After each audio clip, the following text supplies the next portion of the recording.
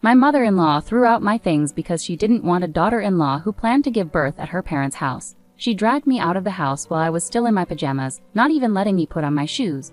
All I had was my phone, so I called my mom, who luckily was nearby. I waited for her at a local diner. When my mom and sister heard what happened, they were furious. They made a call that marked the start of trouble for my mother-in-law and husband. My name is Katie, and I'm 28 years old. I married Sam, who is 30 a year ago. His father runs a big company, and Sam is being groomed to be the next CEO. Right now, he's training at one of their smaller companies. I met Sam at work, but I didn't know about his family's business until shortly before we got married. He hadn't told me that he was going to be the next CEO until then. I was completely surprised when Sam told me he was going to be the CEO of the main company. At first, I couldn't believe it because he seemed so capable and well-liked. But after he explained, it all made sense, and suddenly I was the wife of a future CEO. After we got married, Sam moved to the main company's office, while I continued working at my job. My father-in-law told me, "I've heard you're a young leader at your workplace. Keep up the good work," Sam said. However, my mother-in-law had a different view. "Why would a wife neglect her home to work?" she asked, strongly opposed to me having a job. I thought there wouldn't be any issues since we weren't living together, but I was mistaken. Sam's parents wanted us to live with them. It started when my father-in-law said, "I'm very busy. It would be nice to have someone take care of us." Sam also agreed with the idea of living together. "I'm concerned about Mom too. I've grown up in this house, and moving now would be inconvenient," he explained. I had almost no chance to oppose living together. When they asked my opinion, my mother-in-law said, "Since everyone seems to think it's a good idea, Katie, do you have any objections?" At that point, I had no choice but to agree to live with my in-laws. Unexpectedly, once we moved in together, my mother-in-law, who had opposed my job, started making life difficult for me, pushing me to quit. She dumped all the household chores on me, even though I was working. If she wasn't satisfied with how I did things, she'd make me redo them. At first, she complained about small things like a speck of dust or a stray hair. I tried to learn from her feedback and clean those spots better. Then she started checking unusual places like behind the TV or between dressers for dust, places that aren't typically cleaned regularly. I thought, these aren't part of normal cleaning routines. So I finally spoke up. "I can't clean these spots every day. I work just like Sam does. I'll do a thorough cleaning on weekends, so there's no need to redo everything today, right?" My mother-in-law got angry and snapped back. "How dare you talk back to me like that? Times have changed. It's unheard of for a daughter-in-law to be so bold." In her anger, she called for Sam. "Sam," Katie yelled at me. I had gently pointed out areas she missed while cleaning, thinking it was for her benefit. But she portrayed herself as the victim, shedding fake tears to Sam. I hoped Sam would understand and support me. "Mom, Katie is working too. Maybe you could go easy on her," I thought. But reality was different. "Why did you upset Mom like that? She was only trying to help. Why are you getting upset?" Sam scolded me. In the end, Sam sided with his mother. That's when I realized the only person I could rely on in that house was my father-in-law. But he was rarely around due to his busy schedule. I had to fend for myself. That's how it went. After that, I stopped confronting my mother-in-law.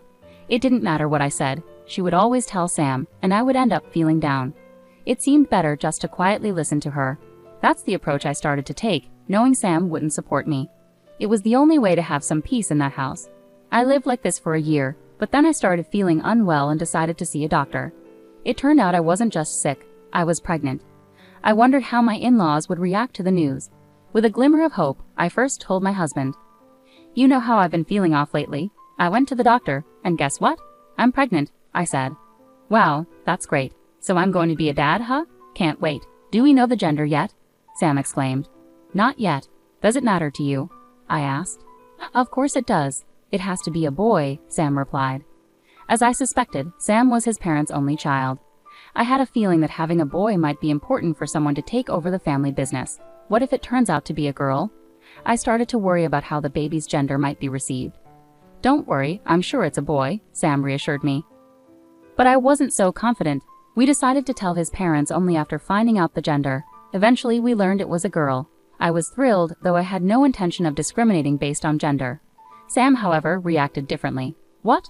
A girl? Are you sure? Get it checked again," he said. Seeing Sam's disappointment made me anxious about how my mother-in-law would react. I dreaded telling her. Despite Sam's initial reaction, we couldn't avoid sharing the news with our in-laws. Eventually, I persuaded Sam to break the news to his parents. "Well, I'm pregnant," he announced. "That's wonderful, Katie. We're finally going to have our first grandchild," my father-in-law exclaimed happily.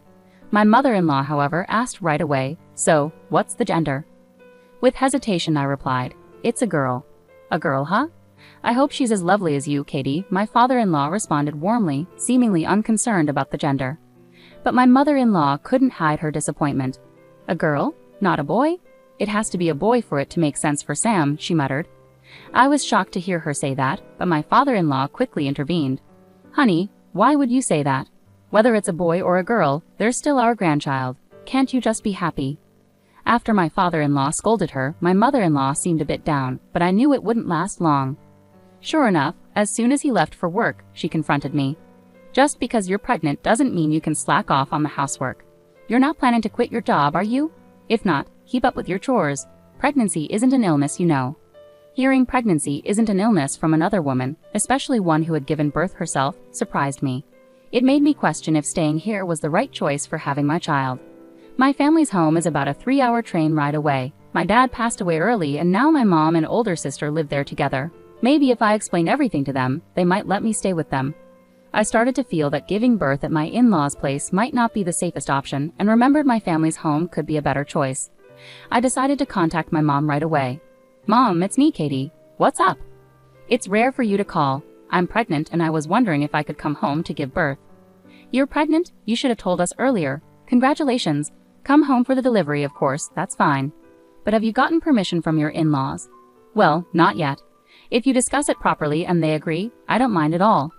Mom advised me to discuss it with my in-laws. For the safety of my baby, I decided to go home for the delivery. When I talked to my husband about it, he casually said, "Going home for the birth? Oh, I guess that's fine. My mom's here too, so things should be okay around the house." He agreed quickly. Anticipating possible opposition from my mother-in-law, I decided to talk to my father-in-law. After careful consideration, I thought it would be better for everyone if I went home for the delivery. "Would that be all right?" I asked. Initially he looked surprised, but then said, "If that's what you want, Katie, then it's probably best. I won't oppose. Could you possibly talk to my mother-in-law on my behalf?" I asked. "Well, I'll tell her," he replied, seemingly agreeing to my request. With his support, I got permission to go home for the delivery without any problems. On the day I was supposed to leave, I woke up to find that my packed luggage was missing. Unfortunately, both my husband and father-in-law had already left for work. "Do you know where my luggage is?" I hesitated to ask my mother-in-law, but I had no other option. "Oh, that luggage. I got rid of it all. I don't need a daughter-in-law who causes so much trouble. Don't ever come back," she shouted at me as she pushed me out the front door. I hadn't even had time to put on my shoes. All I had was my smartphone. I was practically in my pajamas, and with a loud click, the front door locked behind me. This meant my mother-in-law was serious. She really wanted me out, that much was clear. I felt like if I stayed there, that door would never open for me again. With that thought, I started walking. But it was the peak of summer, and walking barefoot outside was unbearable, so I sought refuge in a nearby diner. Using my phone, the only possession I had, I called my mom. She was furious and promised to be there within an hour. Luckily, she wasn't far away. I spent that hour at the diner, waiting anxiously. When my mom arrived, she wasted no time and drove me straight back to our family home. My sister was already there waiting for us. I poured out everything about my mother-in-law's actions and my husband's indifference. After hearing my story, my mom and sister exchanged some words quietly, leaving me unsure of what they were discussing. The next morning, being at my family home was a breath of fresh air. I was asked to fetch the newspaper, and when I opened the door, I found my mother-in-law and husband kneeling outside. "Katie, I'm so sorry. It was all my fault. Please don't sever ties with my husband's company," my mother-in-law pleaded. "Katie, I'm sorry too. Please, can we continue doing business with my dad's company?" my husband added. Confused, I had no idea what they were talking about. Then suddenly, my mom and sister appeared from behind. "What on earth are you two doing causing a scene this early?" My mom's voice was stern. "What does resuming business mean?" To avoid any further disturbance, my mom invited them inside our home. Once settled, my husband started explaining. "Would you please consider doing business again with my dad's company? My mom and sister manage the company my dad left behind." Curious, I asked my mom, "What does it mean that they're doing business with my father-in-law's company?" "Yes, they work with one of their subsidiary companies," my mom replied. "Exactly. It's a major company within their group, second only to the main office, and their top client is Katie's mom's company," my husband added. I had no idea. Apparently my husband was misinformed. This was news to me too. LOL. Come to think of it, I remember my mother and father-in-law mentioning something about always being indebted to each other when they first met. I recalled. I cannot continue doing business with a family that would send my daughter out in such a state with just her phone. I'm stopping our business dealings, my mom declared firmly. My mother-in-law looked visibly shaken and pleaded, "Please, I beg you. I'll do anything. Could you reconsider stopping the dealings with my husband's company?"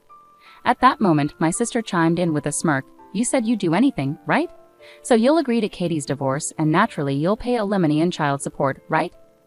I silently thought, bringing up my divorce now, well played. Actually, before contacting my mom yesterday, I had spoken to my husband. His response was, "It's what you deserve, isn't it?"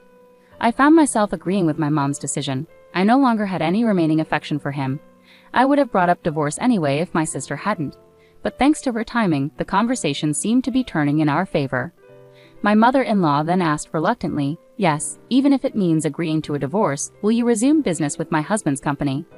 With a confident smirk, my mom took out her phone and began speaking into it. "It seems this lady here agrees to my daughter's divorce." From the speaker, my father-in-law's voice echoed, "Got it. Hey, is Jenna there? Jenna, I'm divorcing you, and Sam, you're fired." Those were the conditions set for resuming business. Additionally, my mom declared, "I cannot forgive the two of you for how you treated Katie. You both deserve to be punished." As a result of my father-in-law's decision, my mother-in-law lost her husband, and my husband lost his job, income, and family support. The story continued with a challenging divorce between my in-laws, which eventually went through, reportedly settled by a top-notch lawyer from my father-in-law's side. During the divorce proceedings, assets were divided, and my mother-in-law ended up paying a significant sum in compensation to my husband and me.